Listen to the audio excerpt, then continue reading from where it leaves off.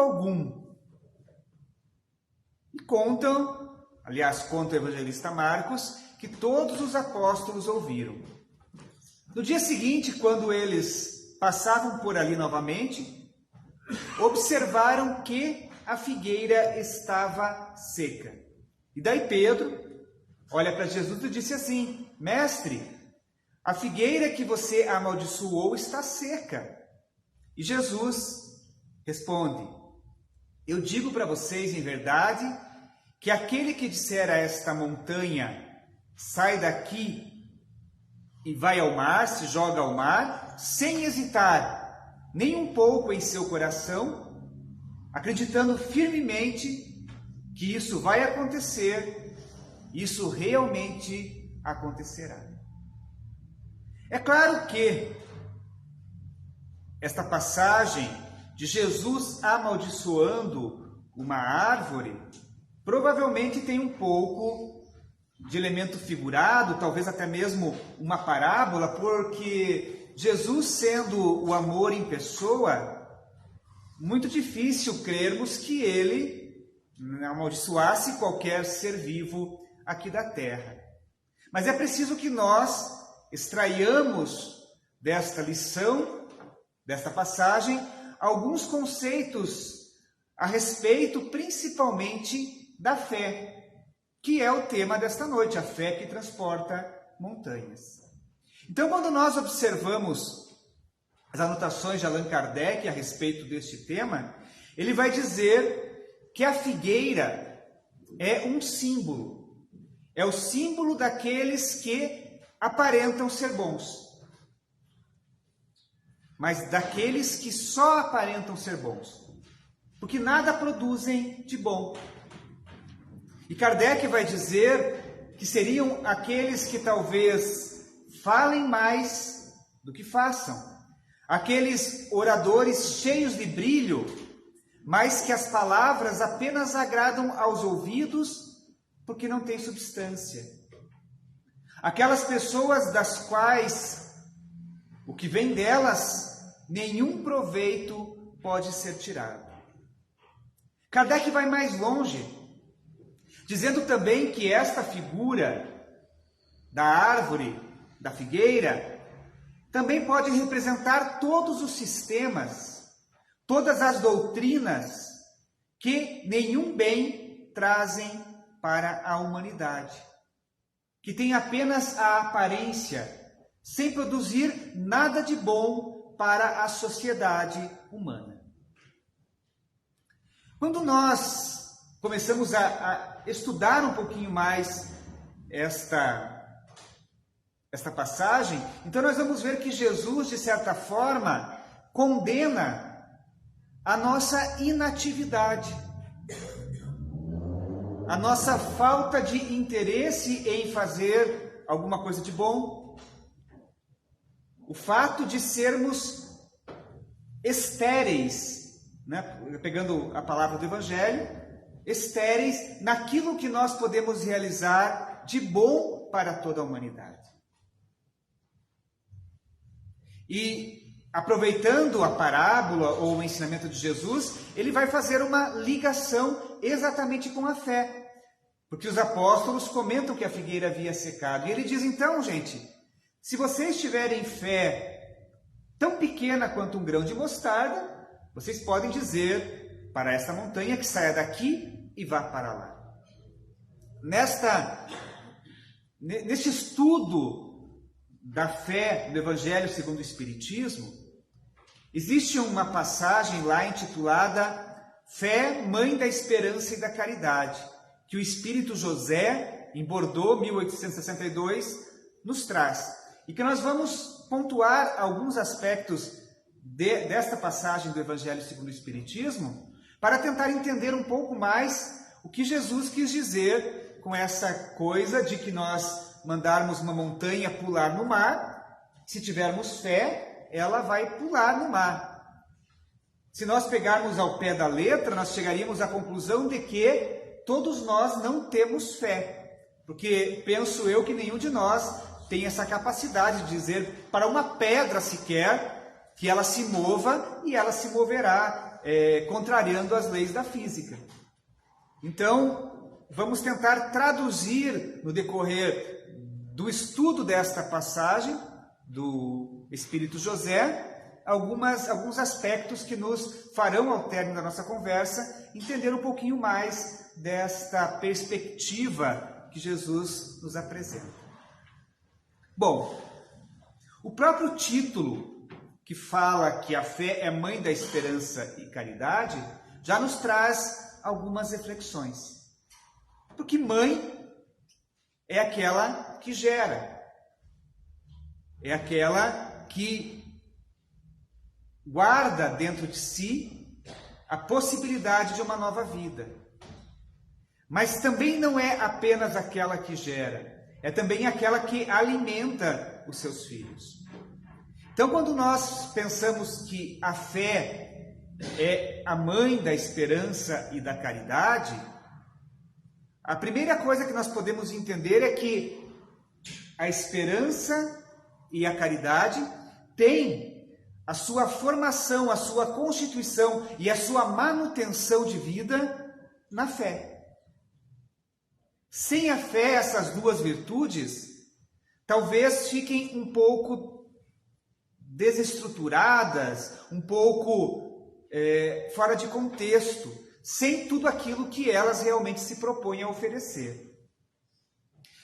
Esse Espírito vai dizer que a fé é a mãe de todas as virtudes que nos conduzem a Deus. Então, a forma de chegarmos a Deus e a forma de trazermos para o nosso cotidiano a caridade, a esperança e todas as demais virtudes é pela fé. É isso que José está querendo nos dizer. Porque nós podemos nos indagar: como nós podemos ter esperança sem ter fé em Deus? Basta nós observarmos o nosso querido mundinho, planeta Terra, que nós escolhemos por habitar. Eu confesso que nos dias odiernos é difícil termos esperança. Se nós pegarmos uma pessoa completamente sem fé e observarmos o contexto geral da humanidade, guerras, violências, abusos, todo tipo de maldade, é difícil ter esperança.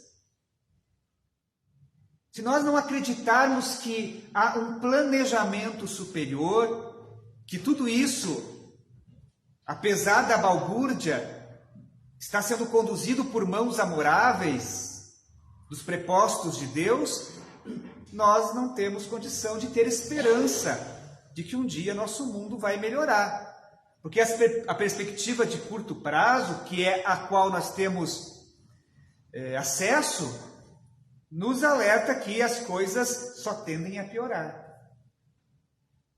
Então, a esperança que nos deve alimentar dia após dia passa pela fé.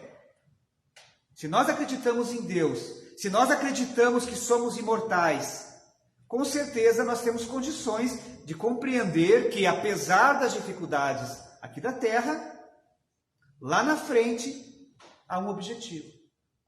Então nós podemos ter esperanças. Acredito que quando adentramos a esta porta, na casa espírita, todos nós trazemos, em maior ou menor intensidade, a fé em Deus. Acreditamos em Deus. Então, se nós acreditamos em Deus, com um sorriso largo no rosto, podemos dizer: tenhamos esperança. Como eu digo para os meus filhos, tudo vai dar certo no final.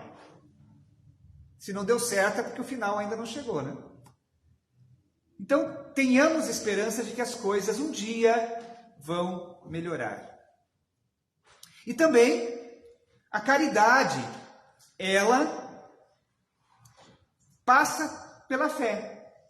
Porque quando nós não trazemos esta crença em Deus, esta possibilidade de ajudarmos as outras pessoas em qualquer questão material ou moral, ela também carece de uma sustentação, de uma base que lhe dê o que podemos chamar de, talvez, de condição, de impulso, de motivação para que essa caridade efetivamente se realize. Diríamos que falta um pé de apoio para a virtude da caridade quando ela não é embasada na fé em Deus. A partir do século XX, quando nós pensamos em fé, a humanidade elegeu como Deus a ciência e a tecnologia. E parece que todos nós optamos por explicar tudo por esta ciência. Lá no final do século XIX e começo do século XX. Passaram-se mais de 100 anos. E hoje, no século XXI, nós continuamos com as mesmas convicções de que a ciência pode resolver todos os nossos problemas. Trazendo para um trono esta ciência vazia e fria, afastada da fé. Mas, se nós observarmos, por exemplo, uma fala de Haroldo Dutra Dias, ele vai dizer que os neurologistas, apesar de mais de 2 séculos de estudo, não sabem ainda o que é a mente. Pergunte para o neurologista o que é a mente, se ele consegue defini-la em totalidade. Os psicólogos não compreendem o que é a psique. E eu, de experiência própria, posso dizer que não se entendem sobre esse tema. Os físicos, apesar de todo o estudo empreendido, não descobriram a origem da matéria. Os biólogos não sabem o que é a vida. O que é a vida? Os sociólogos apresentam apenas modelos de sociedade onde a crueldade de uma minoria esmaga a maioria. Parece que nós perdemos este endereço de Deus. Parece que ainda vivemos nas sombras da Idade Média, queimando na fogueira aqueles que não adoram o Deus da ciência. E assim, quando nos apresentam um Deus irascível, ilógico, mais humano do que divino, é óbvio que esta ciência não o aceitará. Então é preciso que esses dois opostos, ciência e religião, encontrem pontos de contato, a fim de que nós possamos completar este vazio existencial que está fazendo parte dos dias de hoje. Esta falta de esperança, este afastamento da caridade. E nós só vamos conseguir reverter este processo exatamente quando nós encontrarmos a nossa fé. Quando nós trazermos para o nosso coração esta certeza absoluta de que Deus existe. E nos dias de hoje, meus amigos, é difícil, com tudo que a gente já aprendeu, pelas bênçãos que a ciência nos trouxe, ter como verdade este Deus, que briga com todo mundo, que é ilógico, que é irracional. Então é preciso convergir a nossa religiosidade para que nós encontremos um Deus lógico, um Deus Pai, um Deus de amor. E é exatamente este Deus que a doutrina espírita nos oferece, trazendo-nos um modelo que vem ao encontro da racionalidade que nós desenvolvemos nesses últimos 2 séculos, possibilitando que a ciência compreenda, pelo menos em parte, porque nós não podemos ainda entender na totalidade, que Deus existe, que Deus é a inteligência suprema do universo, que Deus é o Criador de todas as coisas. Então a fé que move montanhas é exatamente o que a doutrina espírita propõe como fé raciocinada. Que é aquela fé que nós conseguimos conquistar através da razão. A fé que não se choca com a lógica. A fé que não cria superstições, fantasias para explicar os fatos da natureza. E é exatamente esta fé que a doutrina espírita nos propõe. Quando nós combatemos o materialismo, nós trazemos a possibilidade de realmente levar até a ciência este Deus mais lógico, este Deus mais racional. A ciência, por exemplo, comprovou que não há em cima o céu, não há o embaixo, o inferno, porque vivemos num mundo que é uma esfera, uma bola, podemos assim dizer. Então, nós começamos a fazer alguns raciocínios embasando a nossa fé na lógica, na razão. Compreendendo que o mundo espiritual se interpenetra com o mundo material, que através das comunicações mediúnicas sérias, nós compreendemos a imortalidade da alma, que através da lembrança, nós atestamos de forma indubitável a reencarnação. Através das crianças prodígio que, sem ter nenhum contato com outras línguas, com música, com ciências, são capazes de realizar coisas incríveis. Então, quando, através destes fatos, nós conseguimos trazer aspectos que até então eram sobrenaturais para a naturalidade, para a natureza, nós conseguimos aproximar a ciência da religião, fazendo com que esta fé seja concordante, seja baseada em fatos. Porque Kardec mesmo afirma que a fé, a religião, deve acompanhar a ciência.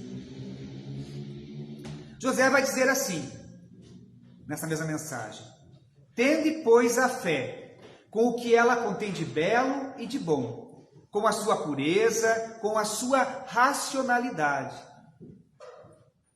Não admitais a fé sem comprovação. Fé, cega filha da cegueira. Então nós não podemos mais ter aquela fé de superstição. Eu acredito em Deus porque tem um rapaz lá no centro chamado Edson que falou que Deus existe. Não pode ser assim mais. Nós precisamos que a nossa fé seja embasada neste raciocínio. Kardec mesmo afirma que aquela fé que é inabalável, ou seja, que podem surgir as tempestades de todo lado, somente é aquela fé que encara a razão frente a frente em todas as épocas da humanidade. Ou seja, que não contraria a ciência, que é comprovada pelos fatos. José vai continuar assim: amai a Deus, mas sabendo por que amais. Vejam que ele novamente faz este apelo ao raciocínio. Amem a Deus, mas saibam por que é necessário este amor a Deus. Acreditem nas suas promessas, mas sabendo por que acreditam nelas. E é por isso, meus amigos, que quando nós adentramos aos portais da doutrina espírita, as portas materiais do centro espírita, nós somos convidados ao estudo, para que efetivamente nós tenhamos condições de embasar a nossa fé no raciocínio.